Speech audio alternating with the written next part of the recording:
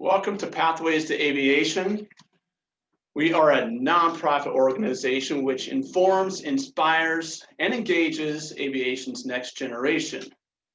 This week we're hosting a week-long celebration of aviation careers, and we're entitling it the Career Symposium. We're hosting 4 activities a day. We start at 9 and we end with this session at 3 o'clock Pacific. We're going to do that for the entire week. So this is the 8th activity, if you will, of the week. We get to end a phenomenal day where we focused on aircraft maintenance. And we met with JS Firm this morning, who shared some hot jobs and some tips to landing jobs in aircraft maintenance. And then we had a panel discussion where we had 3 incredible leaders share their insight and their knowledge and their vision about aircraft maintenance. And then just an hour or 2 ago, we met with an organization called Choose Aerospace, which is doing its part to reach young people to encourage them to pursue careers in aircraft maintenance. So we ended today with career tips. Now, we're not going to necessarily talk about aircraft maintenance. These tips are just in general. But when coming up with the topics for the career tips this week, we wanted to touch on a few that we believe apply to everybody, regardless of the career path, the industry, the sector, even the specialty that you're pursuing. These career tips are for anybody, even if you want to become a doctor, lawyer, engineer, or a janitor. It doesn't really matter. Today's topic is the interpersonal brand. Now, some may not even know what the interpersonal brand is, and we're challenged all the time to come up with reasoning as to what it is. But in our estimation, it's basically what you emit, people will perceive, they'll judge, they'll view. Everybody's heard of first impressions. This is a big part of it. And the reason we're talking about your interpersonal brand is because we believe strongly in networking, in developing professional networks. In fact, we can't do one here, but we love to put on a presentation where we talk about how you can land a job interview without actually having a resume. Now, we all know you have to have a resume, but if you're able to land that job interview without using an application or a resume, that says a lot about your ability to land a job or your consideration level. If you walk into a job and just apply, you apply online, walk in with just a resume, it doesn't gather as much momentum as if these recruiters, these interviewers, these employers have met you. So we put a lot of faith, we believe strongly in networking, developing professional relationships. Now, it goes to your interpersonal brand. It's hard to have a conversation if you don't put out the right message. And as I just mentioned, there are basically just 3 things you need to get a job, right? You need skills, for sure, especially those hard skills. You need proof of those skills, and that's your resume. You're going to have to use it at some point, so have it ready. And the third is the exchange. It's hard to land a job without an interview or a conversation of sorts, even if it's just by email. So there has to be an exchange. Your interpersonal brand, it sets the tone for every exchange that you have, whether it's, well, really, there are just 2 primary ways. There's online, so your email, you can share your interpersonal brand through your email, through video like here, or video interviews. When you text, you're putting out your interpersonal brand, and then certainly your social media presence. And we focus that's on the social piece, and that's, Facebook, Twitter, Instagram, and then certainly the professional one of the 4 is LinkedIn. That's one way. The other is when you're in person. We talk about both now because we've been taken away from the in-person opportunities, and we've gone mostly online. And so the tips I share apply to both the video, especially, and then the in-person. And again, it sets the tone for everything you do. Now, why is it important? When do you have to worry about your interpersonal brand? Well, the when part is all the time. People are constantly viewing you. They're putting a judgment in their mind, whether it's positive or negative. And again, that goes back to first impression. So always be aware of your presence. Always be aware of what I label as the actionables, and be aware of what you're wearing and how you look. And we'll get to those in particular in just a second, but always be prepared. You always also don't know when you're going to engage in a conversation, especially in person. So, and what you're going to talk about. And yesterday we kind of touched on your elevator pitch, but today we're going to talk just about in general the interpersonal brand. And that's, let's say you're in line at a coffee shop or at the grocery store or at church or wherever people congregate or hang out. And people will come and ask you questions, or they'll take your order or what have you. You need to be on brand so that you can put out the best and most positive impression. As we always mention, positivity equals confidence. Confidence will open doors for you, whether it's to land a job interview, to get a scholarship, to meet a new friend, whatever it might be, whatever your goal is. And that's why it's important. You never know who you're going to meet at any time. I talk a lot about this when I coach students on going to career fairs. You never know who is representing that company. And it might be a company that you don't necessarily want to work for or with, but it's the people that are representing that company at that booth who can open doors for you. And that's why we coach to talk to everybody at a career fair, not just the companies you think you want to pursue. Talk to everybody. When you're in line at the coffee shop, turn and say hello. You never know if that person can connect you to something that you're looking to achieve. And the same goes for them to you. That's another reason why you always want to be on brand, because somebody will come to you at some point, view you as an expert or view you as a connector and ask you a question, whether it's just looking for a basic response or it's looking for them to achieve their goal. So it's always important to have your interpersonal brand on point, whatever that point looks like to you. So how do we do that? How do we present ourselves in a way where people will respond favorably? Which leads me to like my communication tips. And these are both video and on-site, but because we do a lot of networking, I might lean a little bit towards the on-site when you're face-to-face with something. We talk about first impressions, and in my opinion, there are two types of first impressions. There is what I call the immediate. So you walk into a room, call it a wedding, call it church, call it a networking event. You walk into an event, people will turn their heads to see who's coming in the door. Much can be said about these Zoom calls. They see a screen come up, they see the ... connecting to audio, and they're excited to see who comes on or what you look like.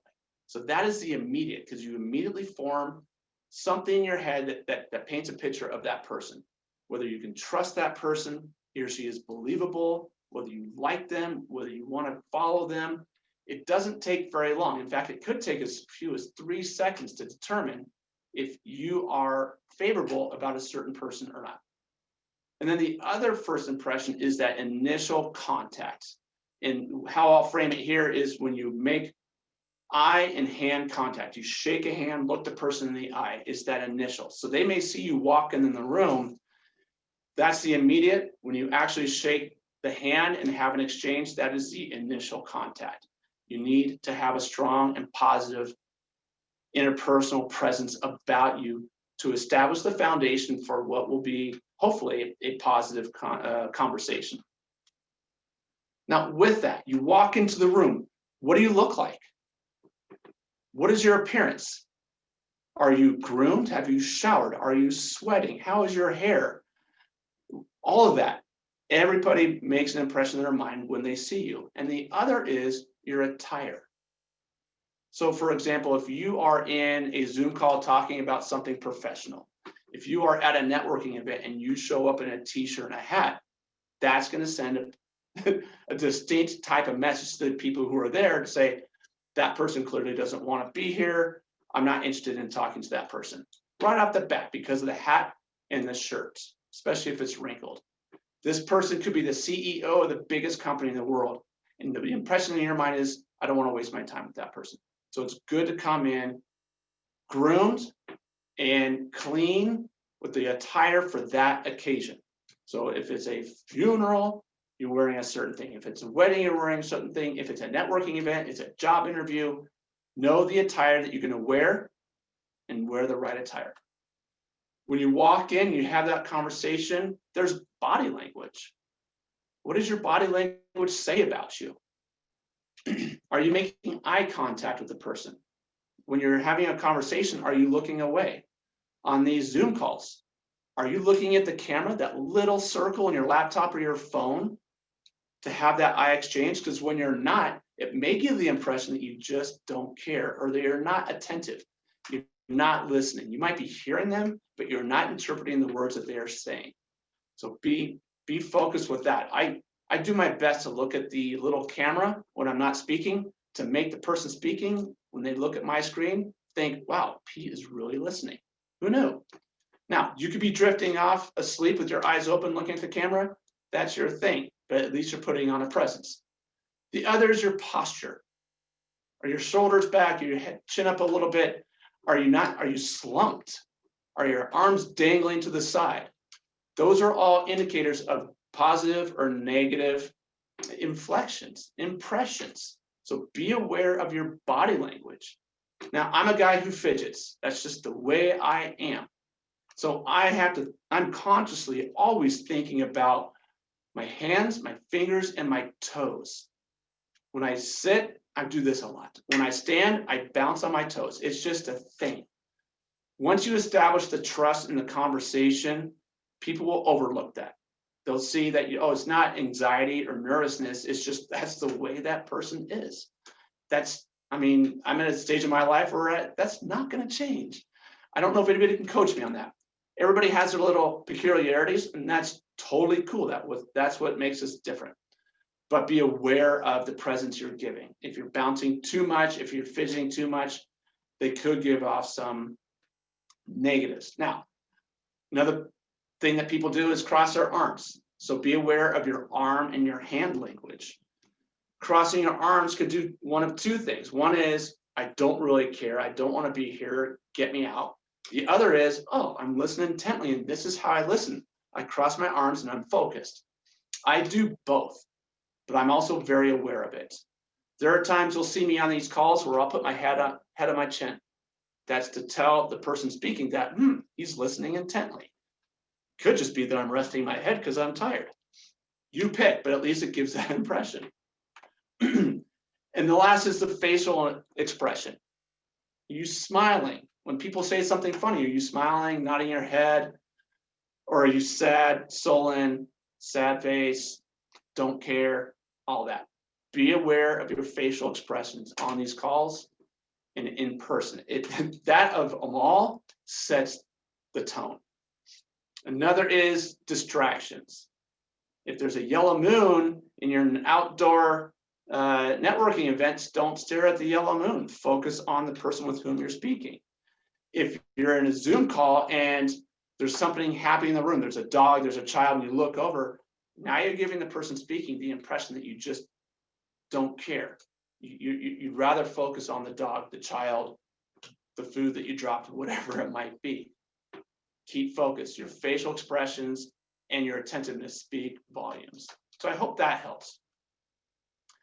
And then the last is what I kind of call the actionables. It's the showing, and we already touched on it, the listening, showing that you're listening. There are cues that you're giving off. One is, if you're in person, don't drift off. You can kind of get lost in their eyes. So the head nods, all that. Use those frequently. Your tone of voice, how you're speaking. Is it positive? Is it negative? Be aware of that. And with that, the inflection that you used when you speak. Don't trail off when you're speaking and go quietly. Some people end their statements in a question kind of a tone. People do it all the time, and I can't really do it. What? Or did you know? A lot of people make their statement and it sounds like a question. You'll notice it, and when you notice it, you're like, oh my gosh, Pete told me about that. It sounds weird. So make a statement, make comments, and be straightforward there too. These are all little things that make up your interpersonal brand. And many times when we mention the words interpersonal or personal or brand, people immediately think of your social media presence, and that's not it. It's part of it, but it's not everything. The interpersonal will get you jobs. The social media may just open a door. It's the interpersonal that you really want to focus on. And as I was telling Eric before this little session, is this session to me is the most difficult for me to prepare, because we could be here for 2 hours going into detail about the importance and the complexities of your interpersonal brand. It definitely sets the tone.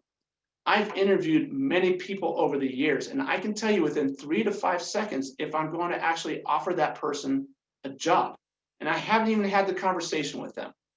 I can tell at a networking event whom I think is going to be a leader in their community or not, just by looking at their gait, their body language, facial expressions. And to me, eye contact, that was the first thing that my father taught me when I was 3 years old. Eye contact, firm handshake, repeat their name, say hello. It's amazing how many people don't do it today. You do that today, that opens the door to an incredible conversation. Best way to close a conversation is to do the exact same thing. So those are some tips for the interpersonal brand. Again, I said I could talk here for 2 hours about this. We're not going to do that. But I just wanted to share this because we're at a time right now where a lot of these calls are by video. We're not able to be in person. So the best time to prepare for those interpersonal, these in-person meetings, is by learning these tricks now.